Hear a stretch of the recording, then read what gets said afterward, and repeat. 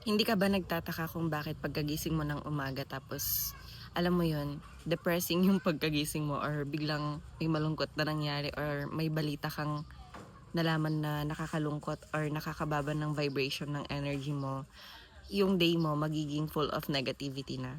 Yung feeling na alam mo yun, yung pagkagising mo ng umaga, nag-scroll ka sa Facebook, tapos yung nakita mo sa Facebook is very depressing. May mga nadidisgrasya, may mga kung ano-ano pang negativity na nangyayari sa kanila tapos bigla mong napanood tapos nagwo-wonder ka kung bakit ang pangit ng araw mo that time, 'di ba? Hindi mo binibigyan ng connection 'yon. Try mong 'pag nagising ka ng umaga, try mong mag-live with intention. Be grateful kasi nagising ka. Pwede ka mag-pray, be grateful kasi nakakahinga ka, nagising ka ng maayos, and healthy ka, wala kang nararamdamang sakit. And tignan mo kung gaano magiging kasaya yung araw mo.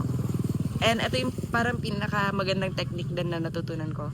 Kapag pupunta ka na, bago maging busy yung day mo, habang nagpe-prepare ka, lahat ng mga makikita mong tao is smilean mo, mag-thank you ka kung may nagawa silang mabuti sa'yo para mag-spread ng positivity, para magtaas ng vibration. Tapos, lahat ng madadaanan mo kung magmamotor ka na or papunta ka na sa work, mag-smile ka sa kanila. Nakaka-uplift ng energy yun, super super. And lahat ng positive things na pwedeng mangyari sa'yo sa araw na yon is mangyayari kapag trinay mong itaas yung vibration mo. So, yun lang. Bye!